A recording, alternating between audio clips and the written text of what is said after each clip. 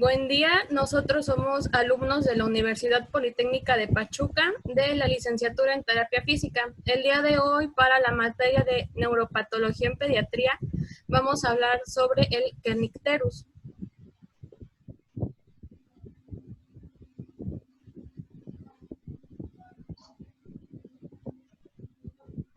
Bueno, vamos a comenzar con un planteamiento de una pregunta que se va a hacer mención y respuesta al final de la presentación. Nuestra pregunta ¿es importante y necesaria la intervención fisioterapéutica en un tratamiento de pacientes de Kernicterus?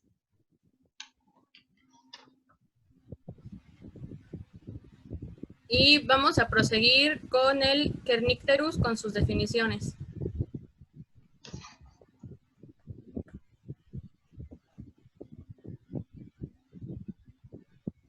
Bueno, el Kernicterus es un síndrome neurológico que resulta del depósito de la bilirrubina no conjugada en el sistema nervioso central.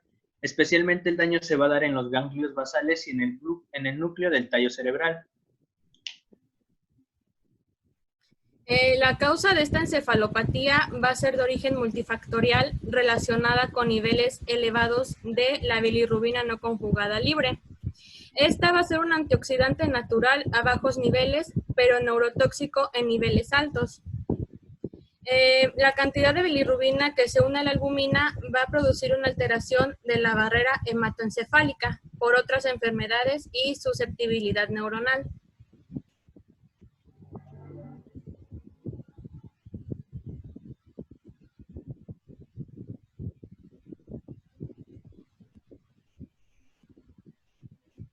Bueno, en cuanto a su epidemiología, sabemos que en los inicios del siglo XX la principal causa del Kernicterus era la enfermedad hemolítica por inmunización. Esto quiere decir que es un problema en la sangre, en los recién nacidos a causa de que los glóbulos rojos se descomponen rápidamente. Se estima la presencia de Kernicterus en un 8% en pacientes con niveles de bilirrubina no conjugada de 19 a 24 mililitros por decilitro. En un 33% de recién nacidos con cifras de bilirrubinas indirectas de 25 a 29 mililitros por decilitro y un 73% en recién nacidos con niveles de bilirrubinas de 30 a 40 mililitros por decilitro. Sabemos que los valores normales de la bilirrubina van a ser de los 12 miligramos por decilitro.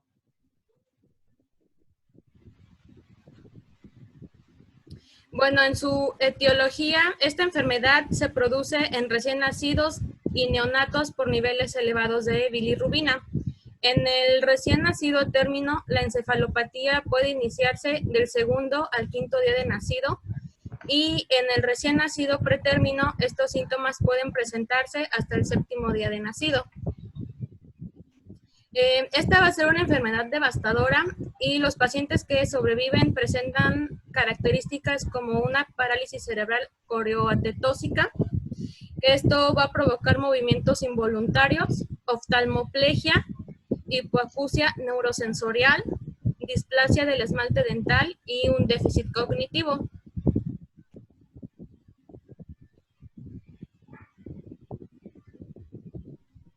Bueno, entrando a su cuadro clínico, este va a ser variable y los síntomas son progresivos en el recién nacido, a término o presentando, como manifestaciones la pobre succión, tono muscular fluctuante de hipotonía a tono normal posteriormente, se presenta la hipertonía. Va a tener un llanto agudo, la posición de opistótonos, convulsiones tónicas o clónicas generalizadas y en algunos casos la muerte. En las imágenes de acá representamos un poco lo que va a ser la hipotonía y la hipertonía. Recordando que la hipotonía va a ser el tono disminuido y la hipertonía ya va a ser un exceso de tono. La imagen que se muestra en la parte de abajo, inferior derecha, va a ser la posición de opistótonos, que va a ser la espalda va a estar arqueada y la cabeza va a estar echada hacia atrás.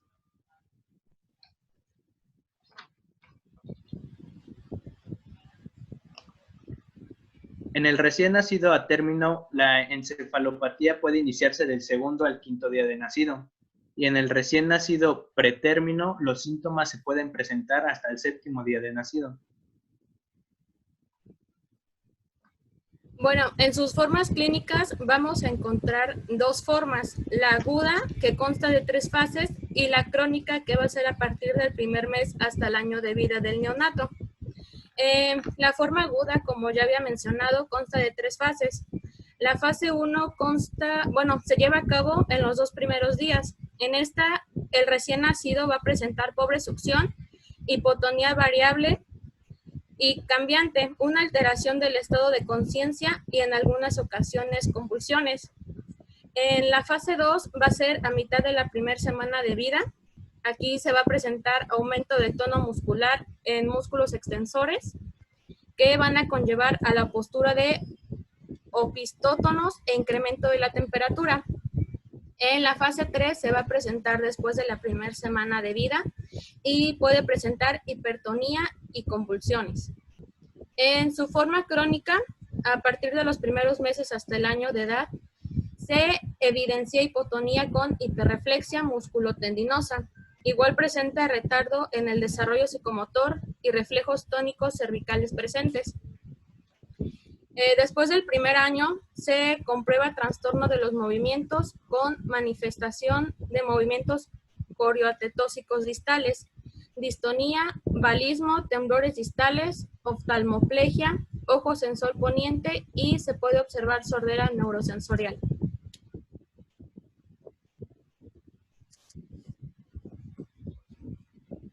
Bueno, vamos a tener lo que va a ser los factores de riesgo. Aquí va a mencionar que va a ser, de acuerdo a la edad gestacional, menor de 38 semanas.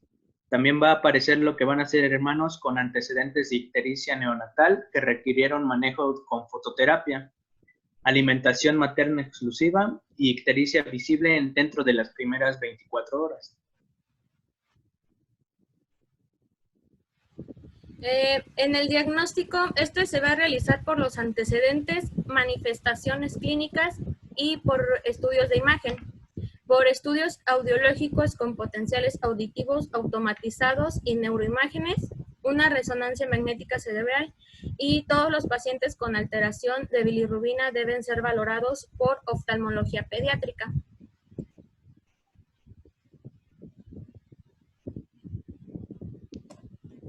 Bueno, entrando a lo que van a ser sus signos y síntomas, los signos y síntomas de kernicterus llevan un tiempo para manifestarse, generalmente mucho después del periodo neonatal. La manifestación inmediata va a ser la encefalopatía bilirrubínica aguda, que puede manifestarse como la hipertonía, la irritabilidad y el llanto agudo, como lo habíamos mencionado antes. En cuanto a los signos, vamos a tener que va a haber alteraciones motoras, anormalidades de los movimientos del tono muscular, disfunciones auditivas con o sin pérdida de la audición, así como alteraciones oculomotoras y displasia del esmalte de los dientes. Bueno, en la evaluación es para determinar si el paciente presenta o no la patología. En anamnesis se tiene que revisar los antecedentes de la enfermedad actual. Aquí deben estar registrados la edad de comienzo y la duración de la ictiresia. Los síntomas asociados a esta enfermedad van a ser el letargo, que es la somnolencia prolongada del paciente, una mala actitud alimentaria, puede ser sugestiva de posible kernicterus, que puede progresar a estupor, hipotonía o convulsiones y finalmente a hipertonía, como ya lo habíamos mencionado antes. Los patrones de alimentación pueden sugerir un posible fracaso de amamantamiento o hipoalimentación, que quiere decir una mala alimentación del feto, y por lo tanto la anamnesis debe indagar de qué se alimenta el recién nacido, cuánto come y con qué frecuencia, la diuresis y deposiciones. En la revisión por aparatos y sistemas se deben buscar síntomas de causas, como dificultad respiratoria, fiebre e irritabilidad o letargo, hipotonía y mala actitud alimentaria, y episodios reiterados de vómito en el bebé.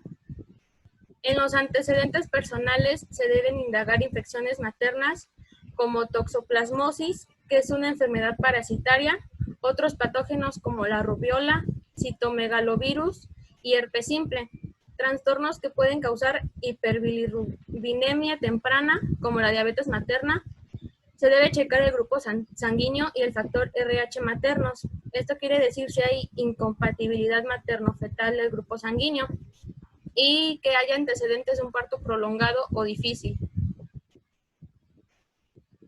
En los antecedentes familiares se deben registrar trastornos hereditarios, como la deficiencia de glucosa 6-fosfato deshidrogenasa, talasemias, que es una enfermedad sanguínea caracterizada por una cantidad inferior a las normales de la proteína de hemoglobina, que es la transportadora de oxígeno, y esferocitosis, cualquier antecedente de hermanos que hayan presentado ictericia. Y en antecedentes de medicación se deben indagar específicamente fármacos que pueden provocar la ictericia.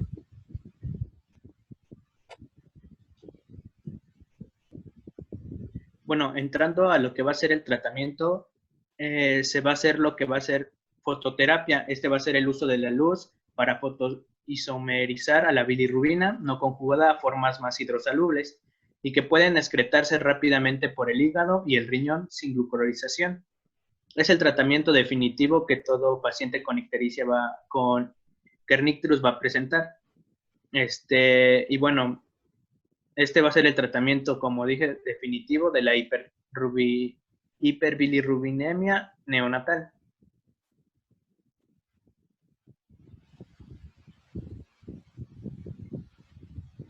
También va a haber la que va a ser la exsanguinotransfusión. Esta se va a extraer pequeños volúmenes de sangre y se les va a reemplazar a través de un catéter en la vena umbilical para realizar eritrocitos parcialmente hemolizados y recubiertos de anticuerpos, así como inmunoglobinas circulantes. La sangre se sustituye por eritrocitos de donante no recubiertos que no tienen el antígeno de membrana que se une a los anticuerpos circulantes. Y bueno, vamos a presentar nuestro caso clínico.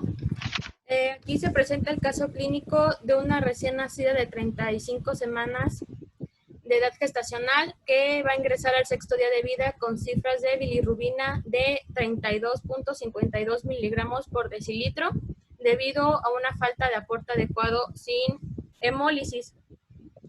Este va a ser una descomposición de glóbulos rojos.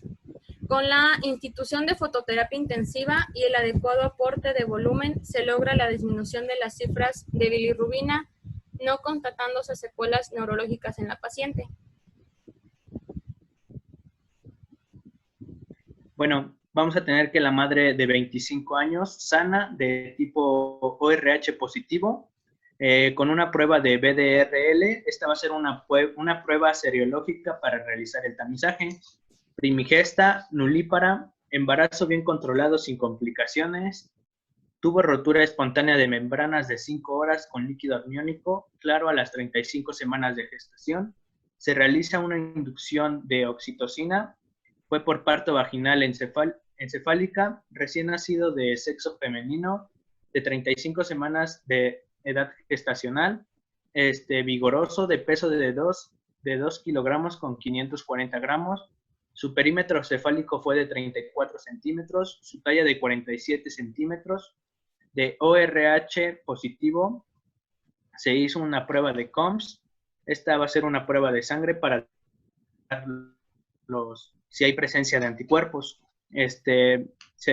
También se hizo la prueba de BDRL, un TSH de cordón que fue de 9,49 miliunidades internacionales por mililitro, sin patología perinatal, alimentada a pecho directo exclusivo, alta a las 48 horas y cuando se dio de alta su peso fue de 2.400 gramos. Reingresa a los 6 días de vida por ictericia generalizada con un peso de 2 kilogramos con 120 gramos. Al examen se comprueba una succión vigorosa, breve e ineficaz, una escasa diuresis y deposiciones en las últimas 48 horas. Se presenta eutérmica, que quiere decir que tenía una temperatura normal, eupneica, que tiene una frecuencia respiratoria normal de 12 a 16 ciclos respiratorios por minuto. Tuvo buen aspecto general, Tuvo piel descamante con pliegue normoelástico, una fontanela normotensa, que es una fontanela normal, llanto con lágrimas, ictericia generalizada, intensa, y se destacó del resto del examen llanto, tono y reactividad normal, ausencia de movimientos anormales, no visceromegalias y un cordón umbilical momificado en buenas condiciones.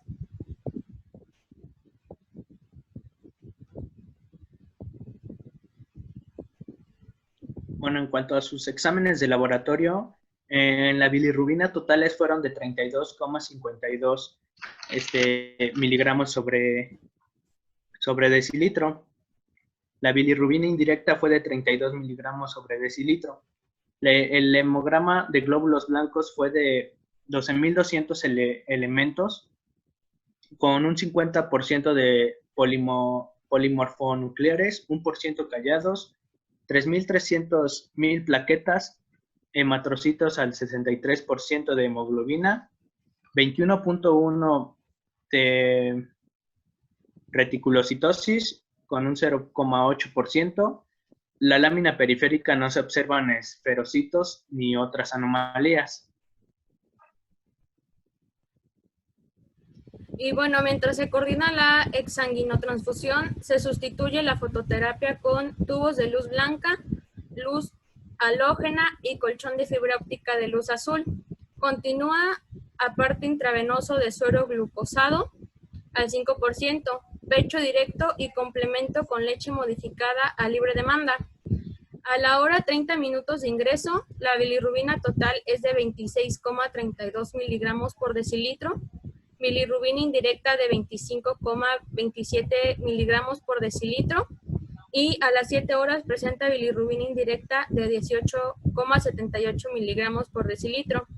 A las 64 horas de ingreso presenta bilirrubina indirecta de 13,32 miligramos por decilitro y al alta con pecho directo y leche modificada presenta un peso al alta en descenso de 2.370 gramos. El examen neurológico fue normal y la bilirrubina al alta total fue de 11,42 miligramos por decilitro.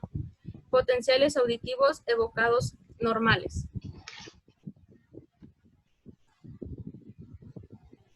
Y bueno, vamos a proseguir a explicar nuestro cuadro.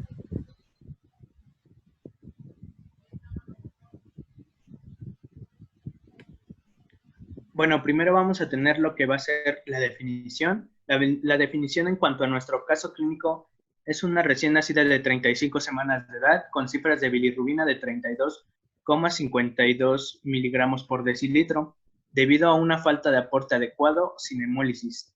En cuanto a la bibliografía, tenemos que es un síndrome neurológico que resulta del depósito de bilirrubina no conjugada en el sistema nervioso central.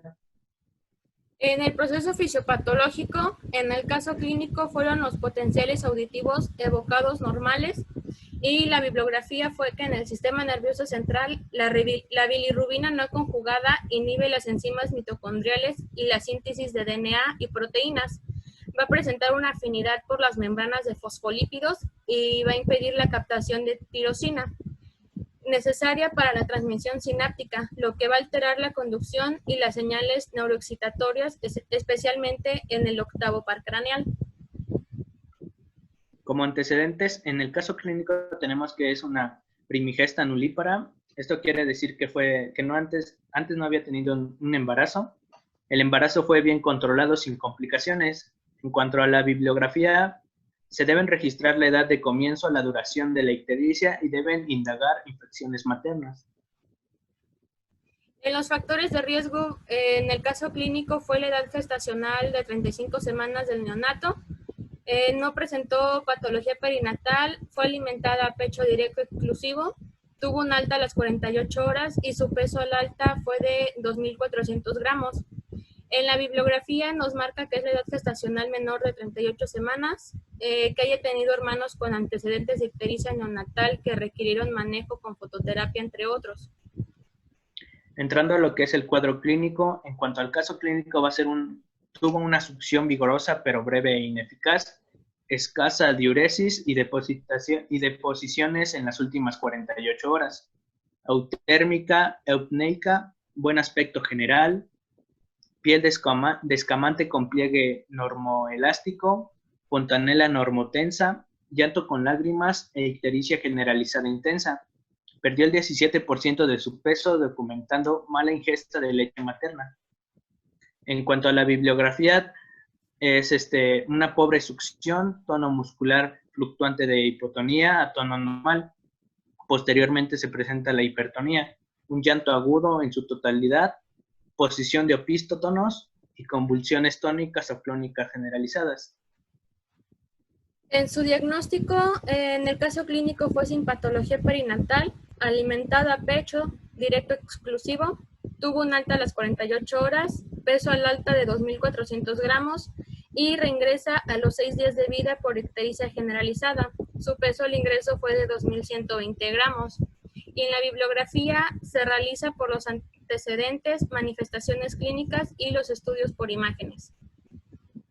Y como tratamiento en el caso clínico, miramos que fue mientras se coordinaba la exsanguinotransfusión, se instituye fototerapia con tubos de luz blanca, luz halógena y colchón de fibra óptica de la luz azul continua. Aporte intravenoso de suero glucosado al 5%, fue de pecho directo en complemento con leche modificada a libre demanda. En cuanto a la bibliografía, el tratamiento va a ser por medio de fototerapia y exsanguinotransfusión.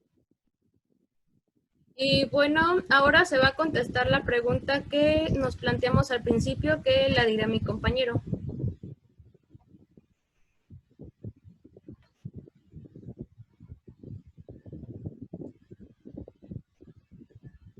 Bueno, en respuesta a la pregunta que planteamos, la respuesta es sí, ya que en la mayoría de los casos, estas enfermedades de Kernicterus deja secuelas como se habían mencionado antes, tales como parálisis cerebral, bajo tono muscular y entre otras secuelas que pueden presentarse. Nosotros como fisioterapeutas podríamos intervenir para dar un tratamiento eficaz a estos pacientes.